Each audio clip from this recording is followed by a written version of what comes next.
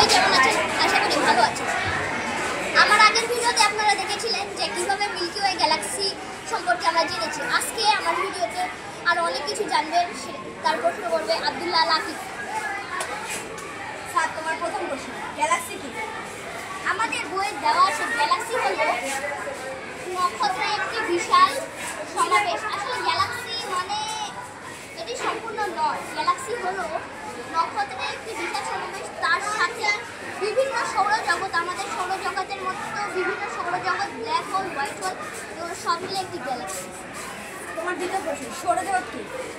সৌরজগৎ সৌরজগৎ হল গ্যাস, ধূলিকণা, গ্রহ, উপগ্রহ, গ্রহাণু এবং তারা দিয়ে তৈরি এমন একটি জগৎ যেখানে শুধু গ্রহ, তারা এগুলো থাকে এবং বেশিরভাগ সৌরজগৎই বাসযোগ্য নয়। আমাদের মতো কিছু সৌরজগৎ আছে যেগুলো বাসযোগ্য। তৃতীয় নম্বর প্রশ্নটা তোমার শুনো, ব্ল্যাক হোল কি?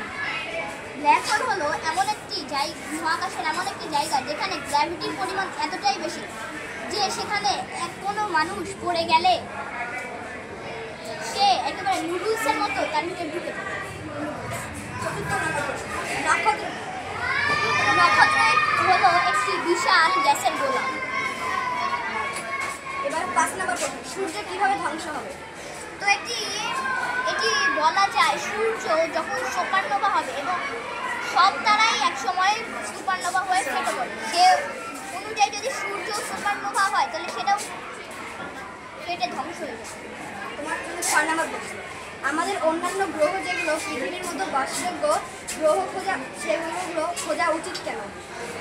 আমাদের পৃথিবীর মতো বাসযোগ্য গ্রহ খোঁজা উচিত। এর কারণ হলো ডাইনোসরেরা একটি মিটিওরয়েডে ধ্বংস হয়েছে, সে পৃথিবী ধ্বংস হয়নি কিন্তু তাদের অস্তিত্ব চলে গেছে।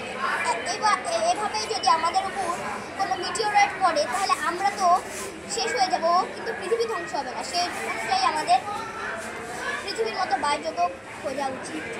তোমার জন্য আমার শেষ প্রশ্ন, হোয়াইট হোল কি?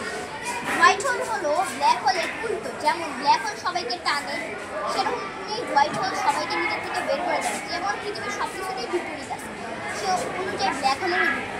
Thank you so much Saad and Akif দুজনকেই। সো আমরা সায়েন্স রিলেটেড অনেক কিছু নতুন তথ্য জানতে পেরেছি যেগুলো অ্যাকচুয়ালি জানা প্রয়োজন, আমাদের প্রাইমারি লেভেলে নাই। তারপরে কিন্তু বইয়ের টপিক্সের বাইরে থেকে আমরা অনেক কিছু জেনেছি। সেই ধরনের বিভিন্ন ভিডিও নিয়ে, বিভিন্ন টিউটোরিয়াল নিয়ে ইনশাল্লাহ পরবর্তী ভিডিওতে থাকবো ইনশাল্লাহ।